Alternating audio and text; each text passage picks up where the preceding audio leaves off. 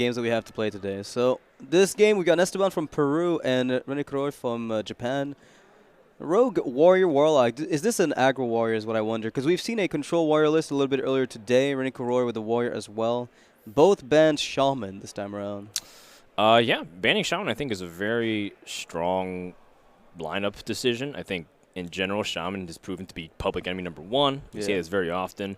What starts to become interesting to me is if either of the guys ended up bringing Control Warrior, which I'm a little bit doubting because I think Pirate Warrior seems to be the dominant strategy in most cases. And I think we're going to be pretty much expecting that. Although what ends up being interesting is if you do bring a Miracle Rogue strategy, it feels like Pirate Warrior is even better of a ban. Than the Shaman. And these guys do know each other's deck lists. Deck lists are public. Yeah, it does make sense. I mean, one of the things that's also striking me here is the decision between Reno and Jade Druid. Some players just feel more comfortable with Jade Druid in many aspects, and I'm surprised that there's no Reno deck in ReneKuroi's lineup, like not a single one of them. And I'm not sure what's prompting that decision. Like, what are you targeting specifically by not approaching this? Are you expecting a heavy anti-control metagame, which we've seen a lot of, a very greedy Reno list, and he just chose to bring the Jade Druid to counter that strategy, just go with massive Jade Golems against Reno Mage and Reno Lock, for instance? Yep, certainly. Now, Druid has definitely been inconsistent, to say the least, and I'm still feeling like if ReneKuroi or ReneKuroi, I'm going to have a hard time saying that, man. Just call him Kuroi. Let's do it. Kuroi-kun. Rene Senpai. Up against Nessteban. And so we'll see who is going to start off with a win here. Looks like they're both playing that Pirate Warrior.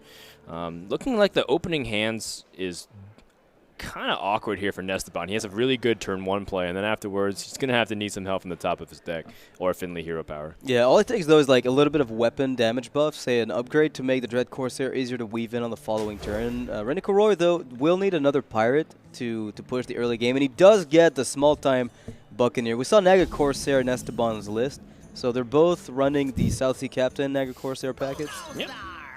So, small-time Buccaneer comes out here. Now, the important thing about going first is that you have a turn 1 play because you want to be able to leverage the small-time Buccaneer if your opponent can't deal with it, and then you just run away with damage. You can think of this matchup very akin to how the Face Hunter mirrors used to be in the past, where if one person gets ahead, then it feels like all their minions have taunts because you're super far behind. So if you get ahead, you can stay ahead very often as long as you have more things to follow up on, because your opponent has to keep trading while you can attack face. Yeah, and it's one of those spots, too, where it just gets worse, because the weapons are very efficient at dealing with minions, but ultimately you're still taking phase damage and you're furthering their agenda. And at the end of the day, between Moral Strike and Heroic Strike, they're going to eventually find lethal. Yep. So just kind of an exchange of weapons here. Now the big thing is that Nessteban didn't really have a very strong turn 2 play, and this feeds directly into Fire War Axe. But never mind. Picked up a 3/3. It does feed into the Fire War Axe again, but it lets ReneKuroi develop his own board on the back of this, which isn't too bad. Yeah, and you know what? There's a lot of small nuances that sometimes get glossed over. I'm not saying that's the most complex decisions, but, for example, the advantages of attacking with that weapon in that position. Do you feel like because he doesn't have another weapon in his hand, he should hold on to that charge?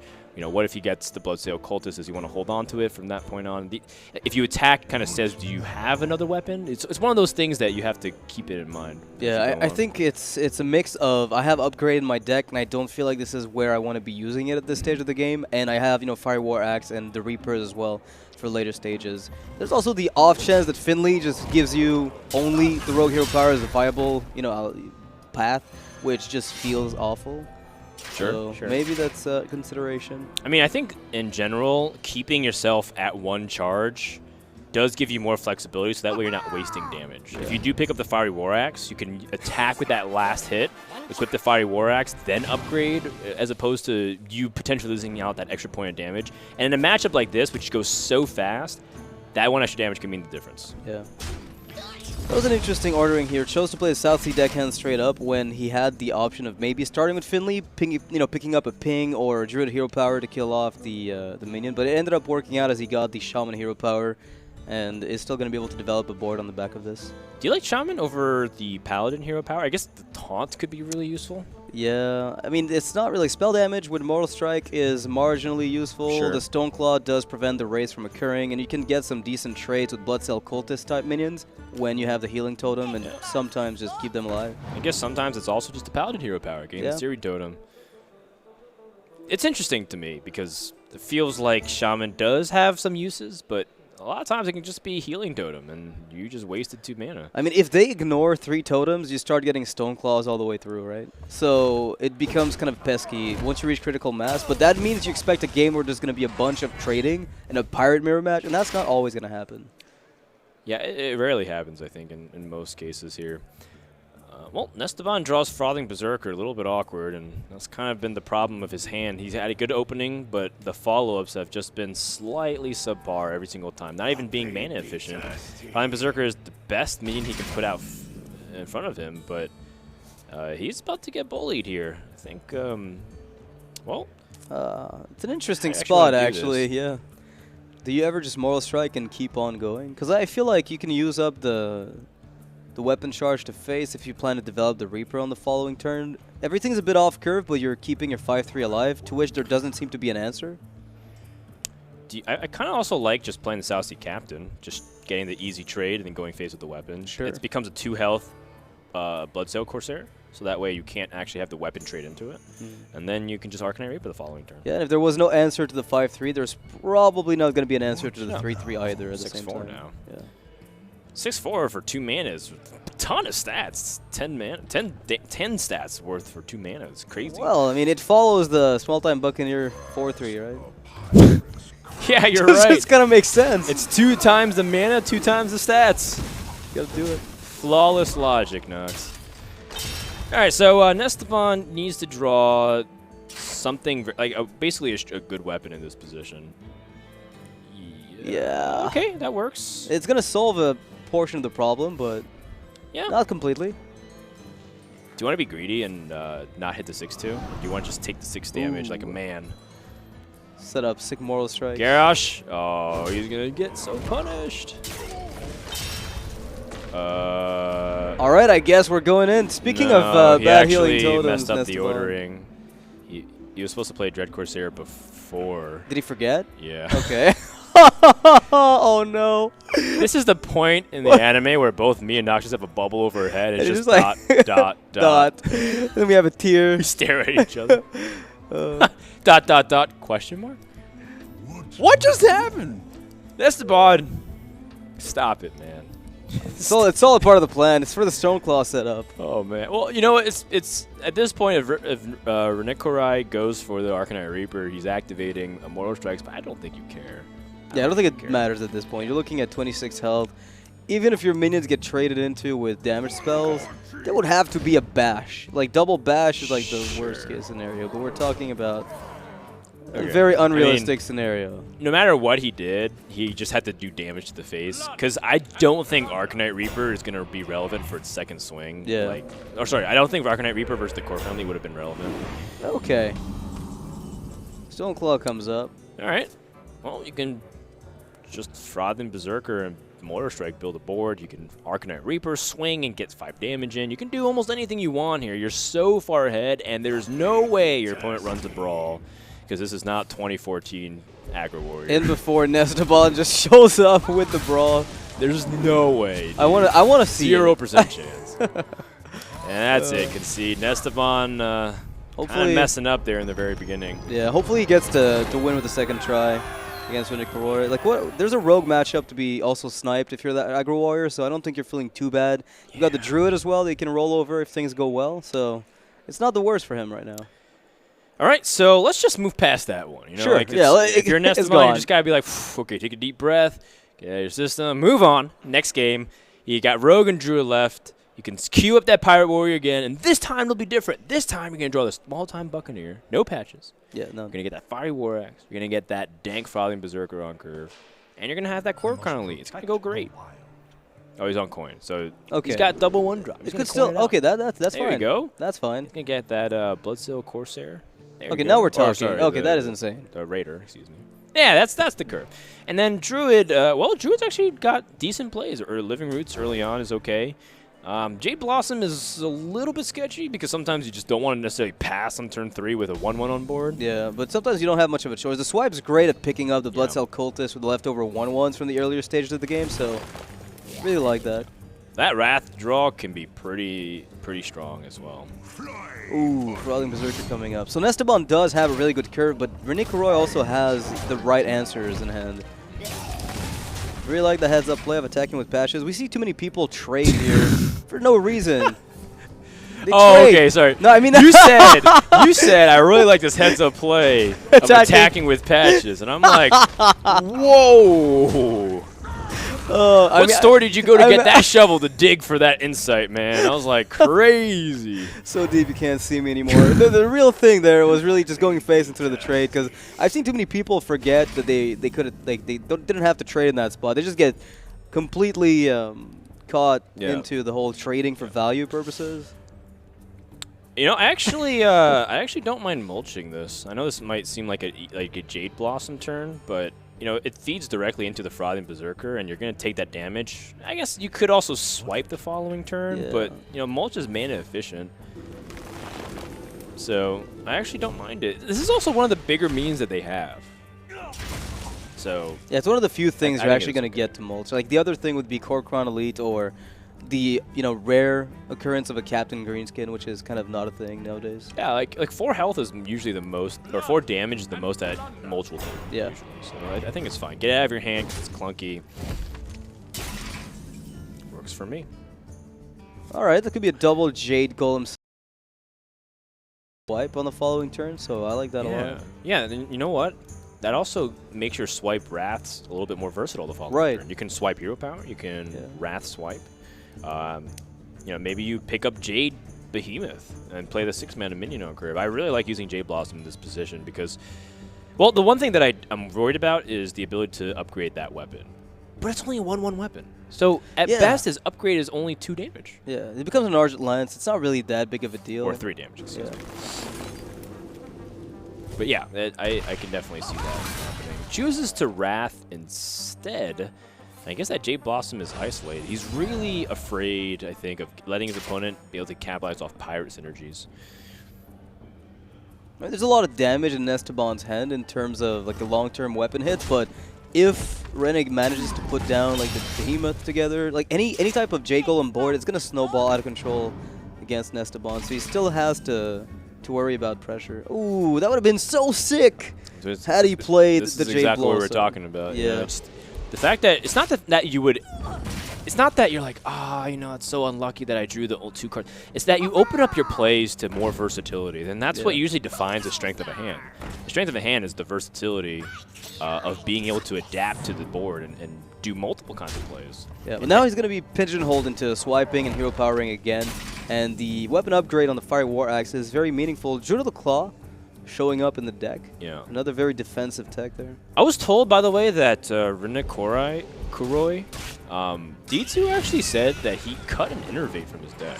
Okay. He actually removed one of the Innervates because he's playing like an anti-patches Druid deck that has 2 Druid of the Claws, 2 Ancients of Wars, and I think he cut one of the Wild Growths, or sorry, one of the Innervates because he had like 2 Wild Growths and 2 Jade Blossoms and felt like that was okay. Yeah, I've actually tried decks with only 1 Innervate before. It seems so like counterintuitive. Is that okay, Noxious? Is it really I don't know, man. I've tried it. What kind of world do we live in where we feel like we don't need Innervate? Like we're above it. Yeah. I don't know. I cut prep out of my rogue deck. Look at this Naga Corsair. Just going to upgrade his weapon. Well, I guess it still makes a 5 attack weapon, which is kind of awkward. So yeah, you probably just want to upgrade that Reaper at that stage. Yes. And then guess go face. At this point, if it's an anti-patches deck, are we assuming there's anti-weapon tech as well shoveled in? Like if you're talking about ooze or something along those lines, because I don't know. It seems like it would fit right in the type of deck. Maybe that's what he could Innervate for. But that's what the rumor is. If you guys want to confirm that for me, their deck lists are posted online on the WESG website, I believe, so you can check it. But that's what I was told. I was told that he cut it. That'd be amazing to me. But ReneKuroi is not out of this game just yet. Yikes! Yeah, that's a big Reaper. 21 damage weapon potential. that upgrade. It's going to disguise the upgrade because he doesn't need it now. And if there's weapon removal, then it's at least a bit less painful to run into. I don't mind that. Yeah. Ancient of War. Okay. Can't do that. Second Druid of the Claw could save him. That's what he needs specifically. Or Swipe. Living Roots can help clean up the board, actually, but... well... It's going to keep him alive right now by 1 health, I believe, right? No, he's dead. Even if he goes Roots 3-3 trade? There's 2... Ah, you're right. It's a bit awkward. It's a really bad trade, and you're leaving your opponent with an extra charge of Arcanite Reaper at the end of the day, if he has the upgrade. But in that spot, you don't see the lethal yet, so maybe there's hope. Nessteban looking for 1 damage source. You can get it through a charger, you can get it through a spell, you can get it through a second upgrade. Yeah, there's so many sources of damage in that deck. You'd have to find Corsair, a Raider, to not really find it. And that is going to be the game in favor of Nessteban. So he does end up finding a win with the Warrior despite the rocky first game that he had in the mirror match. This is kind of a big deal. You know, ReneKuroi was trying to specifically target Patch's decks with the Druid. Now, it's already a bad matchup, so I'm already skeptical to say the least. But now the only other Patches deck, and I put that in quotation marks, is Rogue, and that's not even that dependent on Patches. Right. Like Pirate Warrior is way more dependent on an early Patches start because of how they synergize with Pirates in general. Rogue just kind of wants to stabilize early. Yeah. I feel like the Shaman as well, right? He banned the Shaman while he was targeting Patches. Yeah. If he was targeting Pirate Warrior and Pirate Shaman and Rogue, for instance, then Reno Lock is something that you might not want to run into. And instead, he's opting to queue up the Double Druid of the Claw deck with Jade against the Reno Lock, hoping to maybe snipe a win off of that. Yeah, interesting approach. Yeah, I think it's okay that he left Reno Warlock up because Druid and Rogue tend to have decent matchups. Yeah. I mean, I anticipate a Rogue Mirror coming up next here, and it looks like that's exactly what we get. Nessteban going to be on the coin, so he's at the advantage, and he has the 1-drop plus Van Cleef plus a backstab. So he's got kind of the works going on here. ReneKuroi, he's going to have to improve his hand a lot. I'd be in favor of tossing all those things because I really need to get something going on. You want to get the 1-mana plays, Swashbuckler, Small-Time Buccaneer. You keep backstab for small time, usually? I guess you could. I think you could. You can keep backstab so you can have plays against what your opponent has. It's not a bad keep at all. But you want to be proactive as Rogue. You're going first. Keeping backstab increases your chances significantly that you pass turn 1. And you really don't want to be passing turn 1. The only advantage you get going as Rogue, in the mirror, is going first is that you get to play something on turn 1. Right, so you had like 5 cards in your deck that are usually playable there, maybe 4 if you cut down the deck hands, depending on which Rogue list. Some people do run the 1 copy. Yeah, that's... So usually 4. That's not what you want to see. So now, I guess the other advantage you get is that once your opponent coins out something like Coin Pillager, whatever, you usually can hit your Gadget Stand turn first. That's another thing that's a small advantage, but you lose the coin that your opponent gets. You lose an extra card that their opponent gets. And now, you know, and it's really easy to just look at that Swashbuckler and just be like, well, imagine if you did this. If the backstab had been swapped out, yeah. No, it's just one of those things where it's like, it's easy for us to kind of make that decision of hypothetically you should. Yeah. Honestly, keeping backstab isn't even that bad. It's like there's much worse cards you can get. On the flip side, though, there's also the fact that usually when people play, you know, turn 1 Pirate, get the patches, in the Rogue matchup, the second player tends to be more defensive and just take it a turn slower and set up a better clear with their own Patches play. Right. So Swashbuckler, I mean, there's no point in holding into it, anything. Could pick up the Defiance Ringleader, and well, that's good. Oh, that's tempo. Yeah, you get to 2-3. Kind of reminds me of the old Defiance Ringleader. Just kind of summons like a little bit of small scraggly units everywhere. Bladed Cultist plays directly into Fan and Knives as the one thing that I think ReneKuroi is thinking about. But I mean, you do get a 2-3, right? So it survives at the end of the day, unless he's got some form of backstab before he does so, which is kind of it's like the 2-card combination that doesn't put you that far behind. It's true. It's true. Maybe you don't play Fan. Maybe you just want to like backstab. I think you probably want to. It's like too good to not do that. Do you ever not play backstab? Do you ever just fan and attack and then redagger on the following turn, or do you really need the Drake? Because that's a 0-cost spell for Edwin, right? Huh. Well, I got another backstab, so don't have to worry too much about it. It is interesting to think about, like, how do you want to use your backstab? Because you have the ability to coin backstab the following turn with Jack's Drake. And use the dagger in the meantime. Yeah, and then just kind of absorb damage. But I think your health is too much of a precious resource sometimes. Like, because he'd be accepting another 6 damage by attacking the Bladed Cultist. So if he's going to be working at 6 damage less for the rest of the game, that kind of puts you within critical ranges. Right. I'm a little bit shocked here that Nessteban didn't choose to coin out the Azure Drake here. I think getting the tempo, and now all of a sudden ReneKuroi. He's going to seize it. Yeah, like he's being given the tempo. He threw 4 coins at Nessteban, and Nessteban threw 4 coins right back. Essentially, if we kind of measure things by tempo, and Rogue matchup, tempo usually is king. Like it's not that often that the game just decided by a huge gadget stand turn. It can, but a lot of times you kind of pressured the Rogue and win that way. I think one of the big decisions might have been, I have a backstab. If there's a Drake, I can use my dagger to kill it. Whereas if I play my Drake first and he happens to have his with his second backstab, then it's bad. So I think the consideration was that he'll get tempo on the back of a clear instead of just tempo on nothing, right? It's a small consideration. It's tough to say. That's probably what he's thinking about. Yeah. In that case, that's fine. It kind of makes sense in that when you put it under that angle. Now, I don't know if ReneKuroi is really going to be happy to play all that much here. I mean, you might want to commit to the questing. You've seen 2 backstabs. You could eviscerate after the questing and just leave it as a 3-3 on the board. You're forcing the eviscerates out since the backstabs are done. Sure. I think leaving that Drake's a little bit too threatening. Playing Auctioneer is too weak, so might as well try to toss it out. I don't think anything else is really warranted. You could attack with the dagger just to kind of always keep yourself in a position of redaggering. I don't really anticipate daggering next turn, but in the instance that you do, you can get that extra damage in. Yeah, I like attacking a lot with the dagger in Rogue. I think it's often just held for the sake of it because, you know, the fear of having to redagger and the fear of not having to charge at the right time. But, you know, we're not running Deadly Poison anymore, so I feel like those charges are a lot less valuable than they used to be. And very often just chipping in for, say, an extra 6 damage over the course of many turns is worth it. It's crazy to me that we don't run Deadly Poison as much. Yeah. Because I feel like it's almost like as core as Fire War Axe. It's a warrior. Obviously, it's not the same, but it's in terms of its importance to it. I always felt like it was such a good stabilizing tool. It's a good damage source. It's an enabler for a lot of other stuff. Yeah, after Blade Flurry, I feel like the card just got... Oh, my God. What? That's so much cold blood damage. Oh, man. Okay. He's got ice in his veins. Nessteban. This guy. All right. We want to go Van Cleef, 6/6? Maybe even bigger? Yeah, you could try to go for the coin play. There was also the possibility of just going really risky with the questing coin Edwin. We just make a 4/4 questing and go crazy. Okay. Shadow Strike. 2017. He could sap it instead and take it a little bit slower and hold on to Shadow Strike.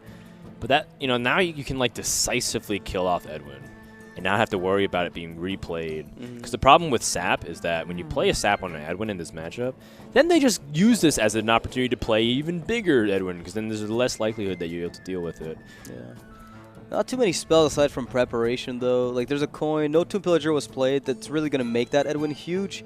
So it would be reliant on cards like preparation on the back of, you know, a non-Gadassan play, because that would leave him with insufficient mana for the Edwin. So I feel like Shadow Strike is fine, but it's creating a health discrepancy that just feels uncomfortable. Yeah, probably have to do it, though. I mean, he does have options. I like dealing with the Edwin this turn, and then what's more important, too, is that he keeps the cheaper spells, so that if he has Gadget Sand next turn, he can Gadget Sand Sap, or even Gadget Sand Prep, Sap, and then Eviscerate. Like, he keeps all these, like, more flexible options for the following turns when he needs to draw. Oh, man. I think we're going in. You know what? I would actually encourage to attach some Cold Bloods here and hit face. Yeah, I like that play a lot. I mean, you're drawing 4 cards this turn if you just go all in on the preparation with the Cold Bloods and everything. Oh, so. He used the one query by Swashbuckler. You should use the ones that aren't, so that way you conceal the information. Unless you plan to play the 3 of them with the preparation. Doesn't really matter. You're about to dome them for 9 or 6 or 13, depending on how rambunctious you are. Keeping 1 Cold Blood means that Leroy will forever be a threat to end the game, because you know Rogue doesn't run healing. That should just kind of put Nessteban within checkmate position. I like the prep Cold Blood, but I guess it's less likely to draw into the Leroy because you draw maybe less cards over multiple turns, since you can't necessarily get the Auctioneer to keep going. But I like just pushing in the 4 damage here. Yeah, I actually didn't hate that either. I think drawing 2 cards can be more powerful to end the game. You never know if your opponent goes off right now. Like, if they remove everything and then they set up a huge Edwin and you can't deal with it. Well, I guess you have Sab. Yeah. But it's one of those scenarios where yeah. you want to close the game out in the fewest amount of turns possible. Well, kind of awkward for Rene. Yeah, you got a Sap and Eviscerate. That deals with both of the things on board. So Tomb Pillager, Sap, Eviscerate seems to be the play here. Sapping the Swashbuckler. What a world. Yeah, I mean, sapping the Swashbuckler feels like you want to deal with the Gadget Stand so that way they can't draw more cards. But then Swashbuckler is card draw, so and it's really cheap card draw too. I would love if this card draw was the reason you won the game right now. Is that a Jade Shuriken? Jade Shuriken? It is indeed, yeah. Sick. Gets to make a 1/1. And above the questing for what that's worth. Yeah. Cold Blood. Prep, Sap, Or, yeah, Cold Prep, Blood, Sap, Conceal, Cold Blood, go. Conceal. It's just pretty much whatever he wants to do at this point. And ReneKuroi has to win on the next turn, which he can't, and that's going to wrap up the game. So, well, unless he has something for 9 mana or less that does AoE like that. Vanish. Vanish would be some crazy tag. If he drew Swashbuckler Swashbuckler into the Vanish, yeah. You are correct. I called the game too early. You're sure, for sure, Yeah, Frodan. that is something that I did. So Nessteban is up 2-1 over ReneKuroi. I'm not sure, like, the Reno lock up against the Rogue is gonna feel a little bit uncomfortable, but at the same time, it's a matchup that is still, you know, heavily dependent on how the Rogue plays it. You've got to be comfortable as the Rogue player to really pilot it well against the Reno lock. Yeah, absolutely. So if you look at the Reno Warlock left, it's got 2 matchups which are slightly unfavored, but you know statistically that means that you still are favored to win the series. Yeah. So I'm still feeling like Nessteban's got a pretty good chance here. I want to see if this Druid deck can do it.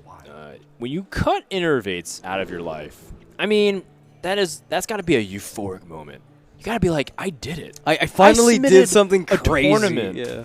And you know, it just gets such a rush. Yeah. And you think about it, and you're like, oh my god, I'm a madman. And if it works, He's a mad lad. Noxious. oh, please don't go there. Run away. Seriously. Cutting Innervate. I'm surprised by that. Like, it just seems so insane not to play Innervate in Druid, but I've seen people experiment without it in even more controlled versions of, like, control decks, right? There's enough, like, early cost cards, you just don't want to do it. The logic is there. He got Jade Blossoms and Wild Growths. He coined Wild Growths into Jade Blossom. He's a strong, independent Jade Druid. Yeah. That doesn't don't need no Innervates. Innervate. Anybody got time for Innervates? I've got plenty of time for Innervates. Innervate, if you're listening, always feel free to stop by my hand. Ooh, that's a good draw right here. He was looking at a bit of a dry turn 5 on the back of the double ramp, but he picks up the curve that he was looking for. Still a bit of an annoying minion about to come down from Nessteban here with the Drake. One of the toughest minions to remove as a Druid player. Yeah, Twilight Drake statted, so that way it's just kind of hard to remove. You can actually, you can Living Roots, Feral Rage, and Wrath.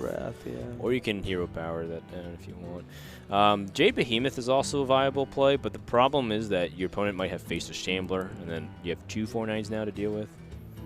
Yeah, there was a time where Shambler just wasn't played as much, but now it's ubiquitous in Reno Lock, and you find yourself in a spot where anything with huge health totals is often just going to roll. Oh, the punish right off the top. Yikes. You know what? He actually can also play... I was thinking Demon Wrath, but yeah, this is just better. Power overwhelming Shambler, go. No, it's got to be just Shambler. You have Shadow Flame. That's the reason why. Like, it's actually not necessarily a bad play in some scenarios, but what makes it really good is Power Overwhelming Shadow Flame being held in the hand. And now, you know, ReneKuroi, I was actually going to ask, do you think it was worth pumping the 1/1 into the 4/9 because you play around My Control Tech and you play around the Face of Shambler a little bit?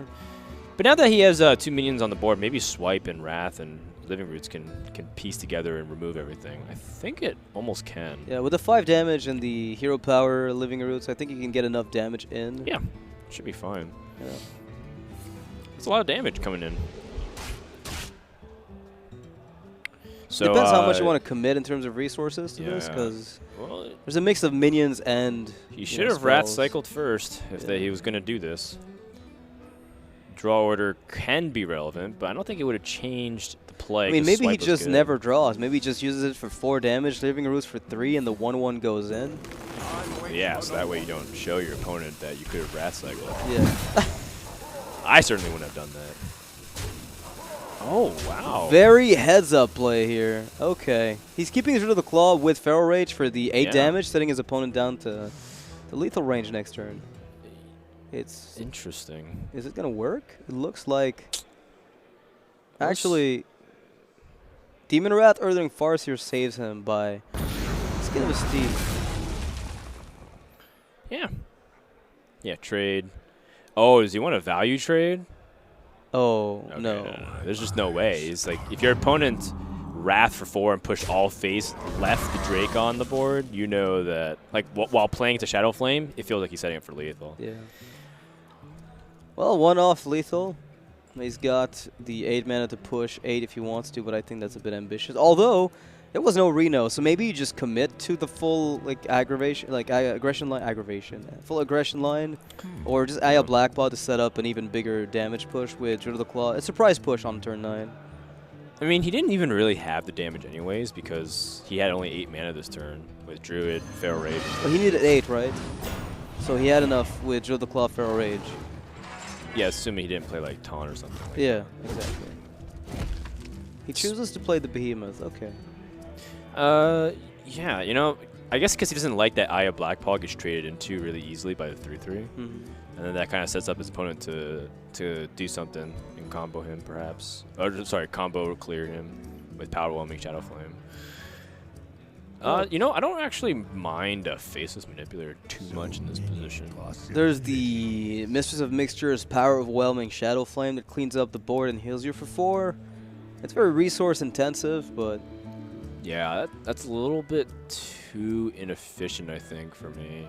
In terms of spending so many cards to remove 1.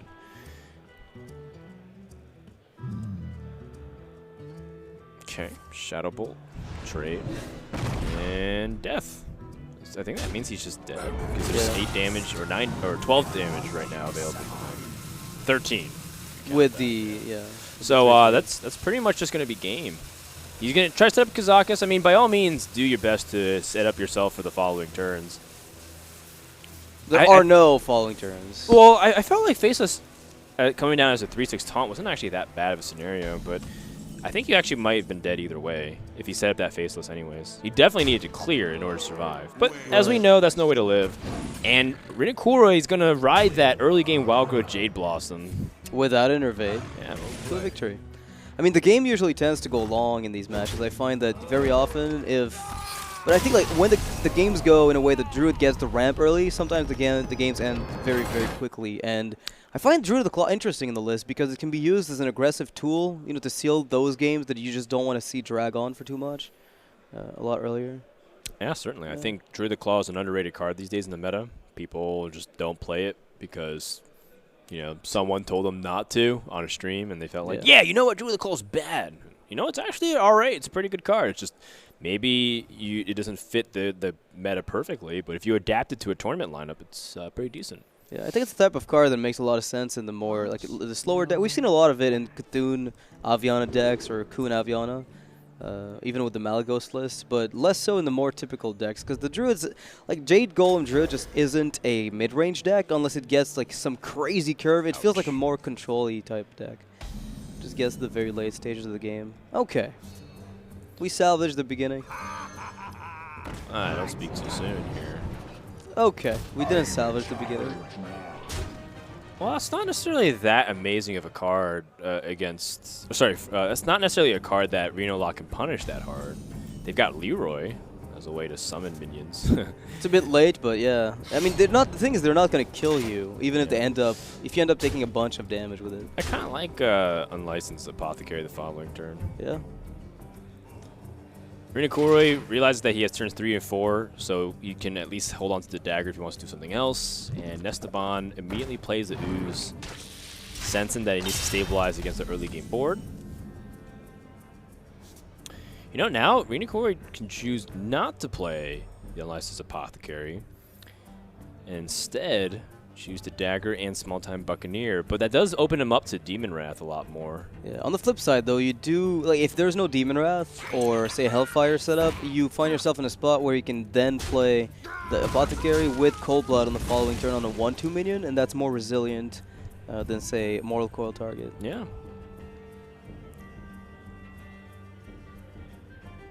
And, you know, at this point, ReneKuroi, I don't think the 5 damage he takes every time he summons a minion is that relevant. No, not for a long time at least. He can take probably like a solid 15 before it starts being very scary. And then...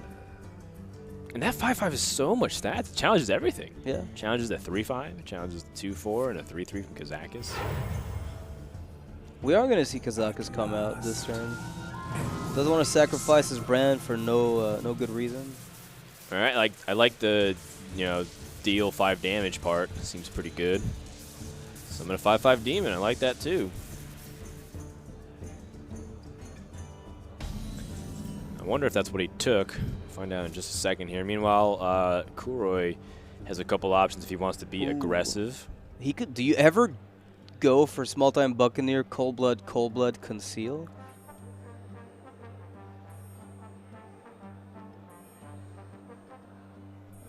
It's a very aggressive line of play, but Wow. yeah. I love that play. That's a 2-turn lethal. Yeah. I love that play. I'm gonna take that play out for a date and call her back. That's how much I like it. Call her Beck? What is, Yeah. what is it with Beck that makes it like Call it an affection? back. Back, okay. French Canadian. I thought you meant. Just kidding, Noxious. Sorry. You're the man. But yeah, I know it's. Why sorry, Beck? I made things really back. I'm like, why would you call her Beck, man? All right, we're done. I'm a big fan of alternative rock. So Nessteban here, he's got a taunt in the form of Dirty Rat or Shambler, but neither of them is going to answer the board. No. Okay, that's got to be the worst. Wow. Well, you know, he did another 5 damage. Getting closer. Oh wait, it activated. Because it actually. Oh my god! It activated, so it removed its stealth. I had no idea. So sick. Oh, that's so funny. You can't punish it though, but imagine if that action was relevant. I was like, why is this guy unstealthed all of a sudden? Yeah. It's like Ragnaros when he just deals damage at the I end of the turn. know, or Pyromancer, Right. or Juggler. Oh man. Oh, that's hilarious. And he's just dead.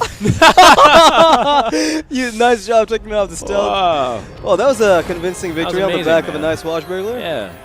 When you pointed out that play, I thought that was brilliant, man. A great series, or a great way to end the series here. And Yeah. ReneKuroi takes it 3-2. Job well done. So, looks like we are almost wrapped up with halfway point, right? I think we're. There are some games we played off stream as well, so Yeah, it's going yeah. actually a little bit faster than you see in the schedule because of the time constraints. We have to get a lot of people playing, but we've got